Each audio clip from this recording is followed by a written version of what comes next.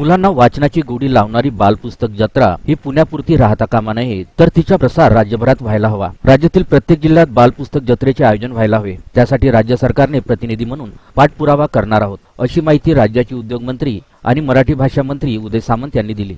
राष्ट्रीय पुस्तक न्यास, पुणे पुस्तक महोत्सव, पुणे महानगरपालिका आणि संवाद पुणे यांच्या वतीने आयोजित पुणे बालपुस्तक यात्रेच्या उद्घाटन प्रसंगी उदय सामंत बोलत होते। यावेळी उच्च व तंत्र शिक्षण मंत्री चंद्रकांत दादा पाटील, वैद्यकीय शिक्षण राज्यमंत्री माधुरी मिसाळ, राष्ट्रीय पुस्तक न्यासचे मिलिंद मराठे, पुणे पुस्तक महोत्सवाचे मुख्य संयोजक राजेश पांडे, महापालिकेचे अधिकारी सुनील बल्लाळ, राजेश कामटे, ज्येष्ठ उद्योजक Krishnakumar Goyal, Buldhana urban cooperative credit सोसायटीचे मुख्य कार्यकारी अधिकारी शिरीष देशपांडे, लेखिका संगीता बर्वे आदी उपस्थित होते। यावेळी मान्यवरांच्या हस्ते ज्येष्ठ खगोलशास्त्रज्ञ जयंत नारळीकर यांच्या स्मृतीप्रित्यर्थ उभारलेल्या दालनाचे उद्घाटन करण्यात आले। या दालनात प्रकाशकांची साधारण 70 पुस्तकांची दालने असून त्यात बाल साहित्याला वाहिलेल्या दालनांचा समावेश आहे। सामंत म्हणाले की पूर्वीची लहान मुले आणि आताची लहान मुले यांच्यातील फरक आपल्याला स्पष्ट जाणवतो। पुस्तकांची जत्रा नाविन्यपूर्ण उपक्रम असून त्याला जोड भारतीय पारंपरिक खेळांची दिल्याने मुलांसोबतच पालकांमध्ये उत्साह पाहायला मिळत आहे। हा उपक्रम पुढे नेण्यासाठी मराठी भाषेला पाठबळ देणारा मित्र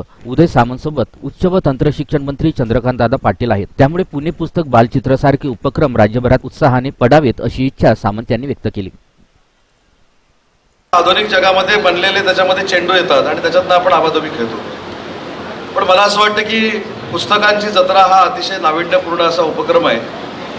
राज्याचे उच्च व तंत्र शिक्षण विभाग मंत्री आदरणीय चंद्रकांत दादा आहेत, त्यांच्याकडे ग्रंथालय हा विभाग आहे आणि मराठी भाषा विभाग माझ्याकडे असल्यामुळं जे साहित्य निर्माण होतं त्याच्या मागं शासन उभं करण्याची जबाबदारी ही मराठी भाषेचा मंत्री म्हणून माझ्याकडे आहे। हा खरं म्हणजे अशा प्रकारच्या प्रदर्शनातून निर्माण होऊ शकतो।